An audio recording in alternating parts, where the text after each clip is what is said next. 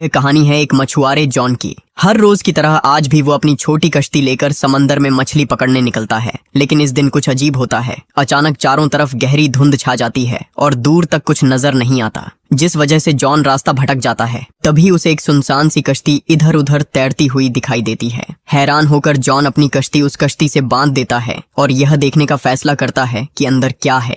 जैसे ही वह अंदर जाता है, दंग रह जाता है। पूरी नाव खाली थी। अंदर का सब कुछ सामान्य लग रहा था। खाना फ्रेश पड़ा था, कपड़े अलमारी में हैंग्ड थे, हर जगह इंसानों के रहने के निशान थे, लेकिन कोई वहां मौजूद नहीं था। वो इंजन स्टार्ट करने की कोशिश करता है, पर इंजन काम नहीं करता। इतने बड़े समंदर में अकेले और यह खाली शिप देखकर जॉन बिल्कुल परेशान हो जाता है। वो बाइनोक्यूलर से आसपास देखने लगता है, शायद कोई नजदीक हो, लेकिन गहरी धुंध में कुछ नजर नहीं आता। थक हार कर वो कंट्रोल रूम में जाके रेडियो ऑन करता है ताकि हेल्प के लिए सिग्नल भेज सके। जॉन रेडियो पर इस सारी सिचुएशन का मैसेज भेजता है। मैसेज भेजने के बाद वो सोचता है अब वापस अपनी छोटी कश्ती से निकल जाना चाहिए, लेकिन जैसे ही वो बाहर आता है उसकी कश्ती गायब होती है, जबकि उसने उसे मजबूती से बांधा था। अब वो और ज्यादा परेशान हो जाता है। कुछ देर बाद अचानक धुंध हट जाती है। जॉन को समझ ही नहीं आ रही होती कि हो क्या रहा है। कोई और रास्ता ना देखकर वो फिर से खाली शिप के अंदर जाता है और मैप की मदद से निकलने का रास्ता ढूंढने लगता है। अब जॉन ये समझने की कोशिश करता है कि वो कहाँ फंसा हुआ है और घर कैसे वापस जाए। मसला ये था कि उस अजीब शिप का इंजन खराब था। जिंदा बचना था तो इंजन ठीक करना ही पड़ेगा।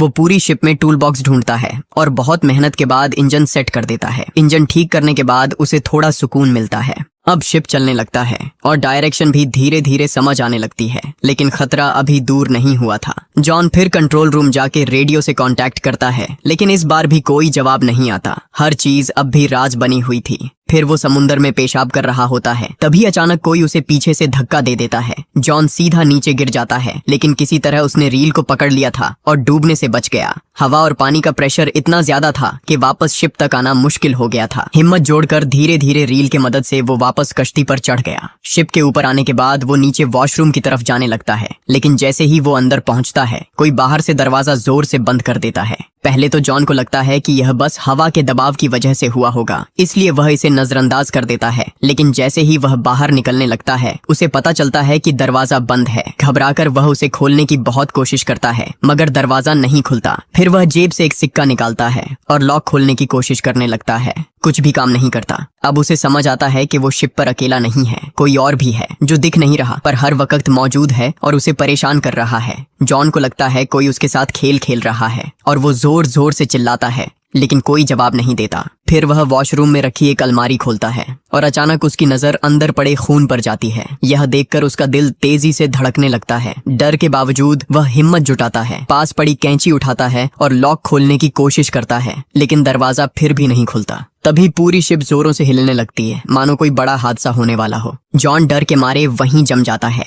तभी उसकी नजर ऊपर एक छोटी सी खिड़की पर पड़ती है। वह कांपते हाथों से खिड़की के पास जाता है और बाहर झांकता है। दूर समुद्र में उसे एक विशाल कार्गो शिप दिखाई देती है, जो तेजी से उसकी दिशा में बढ़ रही है। कुछ ही पलों में उसे एहसास होता है कि वो बड़ी शिप सीधी उसकी कश्ती की तरफ आ रही है। अब जॉन के सामने सिर्फ एक ही लक्ष्य था, किसी भी तरह अपनी जान बचाना। उसने मदद के लिए सिग्नल देने का सोचा, लेकिन आसपास कुछ नहीं था। घबराहट में उसने तुरंत अपनी शर्ट उतारी और पूरी ताकत से हवा में लहराने लगा, उम्मीद में कि शायद कार्गो शिप पर कोई उसे देख ले, लेकिन किसी ने भी उसे नोटिस नहीं किया। अब जॉन की उम्मीदें टूटने लगीं। तभी उसकी नजर खिड़की के पास लटकी एक रस्सी पर पड़ी। एक पल के लिए वो ठिठका, फिर अचानक उसके दिमाग में एक विचार कौंधा। अगर वह इस रस्सी का इस्तेमाल करे तो शायद अपनी कश्ती को रोक सके। वो जल्दी से रस्सी बांधकर बाहर की तरफ फेंक देता है ताकि यह शिप के फैन में अटक जाए और स्पीड रुक जाए। पर सीन और खराब हो गया। रस्सी इंजन के फैन में फंस गई और उसके गले में अटक गई। जॉन की सांस रुकने लगती है। वो बिल्कुल मौत के करीब पहुंच जाता है, लेकिन वो हिम्मत से काम लेता है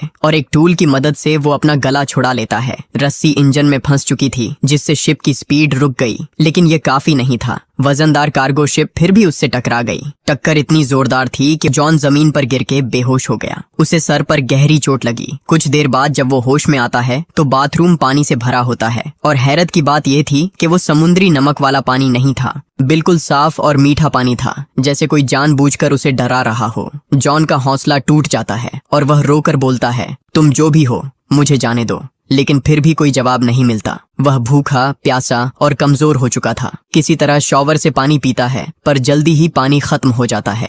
वह सिंक का पानी पीना चाहता ही था, लेकिन हैरानी की बात यह थी कि अब पानी नमकीन हो गया था। उसे समझ आ गया कि शिप में कहीं लीक है और समंदर का पानी अंदर आ रहा है। अब यह शिप ज्यादा देर तक नहीं टिक पाएगी। घबराहट में वह फिर से दरवाजा खोलने की कोशिश करता है, लेकिन कुछ नहीं होता। रात हो चुकी थी और ऊपर से ऐसा लग रहा था जैसे कोई न दिखने वाली शायद बुरी ताकत पूरी शिप को कंट्रोल कर रही हो। पानी तेजी से बढ़ रहा था और जॉन थकान से सो गया। रात को समंदर में जबरदस्त तूफान आया। शिप बुरी तरह टूट गई और जॉन को भी गंभीर चोटें आईं। सुबह जब उसकी आंख खुलती है तो पानी सिर तक पहुंच चुका होता है। सिर्फ उसका चेहरा ही पानी से बाहर था और लग रहा था कि बस कुछ ही पल बचे हैं। तभी उसे एक हल्की सी क्लिक की आवाज सुनाई देती है, जैसे कोई लॉक खुला हो। जॉन तुरंत हैंडल घुमाता है और दरवाजा जोरदार आवाज के साथ खुल जाता है। पानी का प्रेशर इतना ज्यादा था कि दरवाजा टूटकर गिर गया और जॉन किसी तरह बाहर निकल आया। फिर वह सीधे रूफ पर चढ़ गया ताकि ताजी हवा मिल सके, क्योंकि नीचे ऑक्सीजन खत्म हो रही थी। अब उसे यकीन हो गया था कि कोई इनविजिबल फोर्स उसे तंग कर रही है।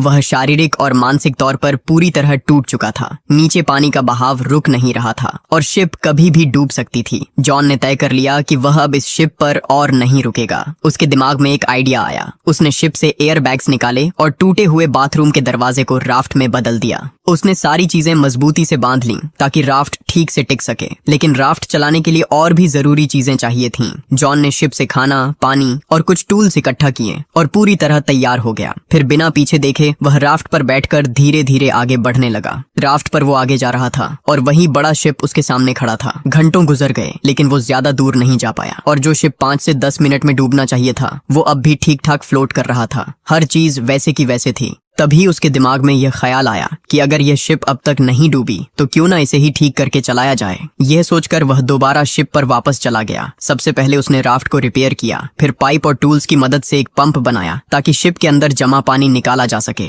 धीरे धीरे समुद्री पानी बाहर निकलता गया। उसने शिप की बाकी समस्याएं भी ठीक कर दी, बाहर से भी रिपेयर किया ताकि आगे के सफर में कोई दिक्कत ना आए। काम खत्म करके उसने फिर रेडियो ट्राई किया, लेकिन फिर भी कोई जवाब नहीं मिला। थक हार कर उसने मैप निकाला और रास्ता समझने लगा। फिर उसने इंजन स्टार्ट किया, लेकिन शिप बिल्कुल हिल नहीं रही थी, जैसे कोई उसका मजाक उड़ा रहा हो। शिप पूरी तरह जाम हो चुकी थी। इस सोच ने उसे अंदर से तोड़ दिया। वो थक चुका था और उसकी उम्मीदें धीरे धीरे खत्म हो रही थीं। अचानक उसे दूर एक और शिप दिखाई दी।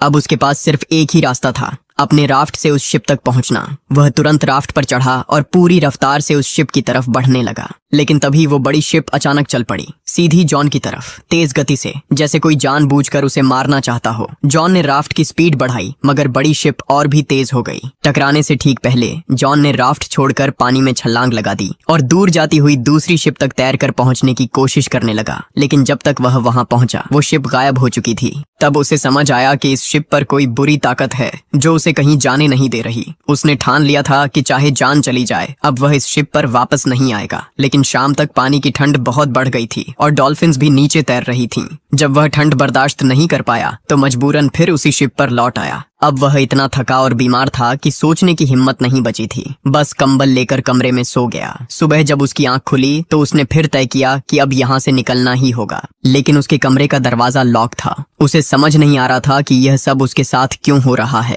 तभी उसकी नजर कमरे के एक छोटे कैबिन पर पड़ी। जैसे ही उसने कैबिन खोला, ऊपर जाने का रास्ता नजर आया, एक छोटी सी वेंटिलेशन जहाँ से वह बाहर निकल सकता था। वह उस कैबिन में घुस गया, जो एक तंग सा स्टोरेज एरिया था। हर बार जब वह वहां से ऊपर चढ़ने की कोशिश करता, फिसलकर नीचे गिर जाता। बार बार गिरने से उसका खून भी निकल आया, लेकिन उसने हार नहीं मानी और आखिरकार वह ऊपर तक पहुंच गया। उसने वेंट की खिड़की खोलने की कोशिश की, पर ऐसा लग रहा था जैसे किसी ने जानबूझकर उसे सील कर रखा हो। वहां की ऑक्सीजन भी खत्म हो रही थी और नीचे का दरवाजा भी बंद हो चुका था। अब वापस जाना मुमकिन नहीं था। उसने सोचा शायद यही उसका अंतिम वक्त है। तभी फिर वही अजीब सी क्लिक की आवाज आई और उसी क्लिक के साथ वेंट की खिड़की खुल गई। जॉन ने बिना समय गंवाए बाहर छलांग लगा दी। जैसे ही वह बाहर निकला, उसने देखा कि शिप एक छोटे से आइलैंड की तरफ बढ़ रही है। उसे लगा अब शायद इस डरावनी कश्ती से छुटकारा मिल जाएगा। जैसे ही शिप किनारे लगी, वह तुरंत नीचे उतर गया। उसका अंदाजा था कि इस आइलैंड पर कोई तो जरूर होगा जो यह सब कर रहा है। गुस्से में उसने एक लकड़ी उठाई और आइलैंड में तलाश शुरू की, लेकिन पूरा आइलैंड सुनसान था। किसी इंसान का कोई निशान तक नहीं। जॉन फिर से गुस्से और डर से भर गया। फिर जैसे ही वह आइलैंड से बाहर निकला, उसने एक और चौंकाने वाला दृश्य देखा।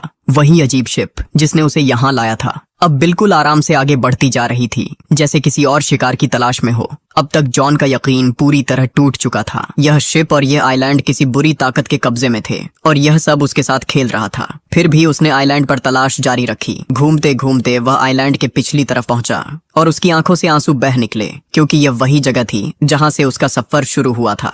उसकी पुरानी बोट भी वहीं बंधी हुई थी। सब कुछ बिल्कुल वैसा ही था जैसे कभी कुछ हुआ ही ना हो। जॉन बेहोशी किसी हालत में ये सब देख रहा था। उसे समझ नहीं आ रहा था कि ये सब हकीकत थी या कोई बुरा सपना, लेकिन जो कुछ उसने झेला वह सच था। आखिर ये शिप वापस यहीं कैसे आ गई और इस आइलैंड की असली हकीकत क्या थी? ये सवाल अब भी हवा में लटके हुए थे। अगर आपको यह कहानी पसंद आई हो तो वीडियो को लाइक करें और चैनल को सब्सक्राइब करें। ऐसी ही रोमांचक और डरावनी कहानियां आपको यहीं मिलेंगी।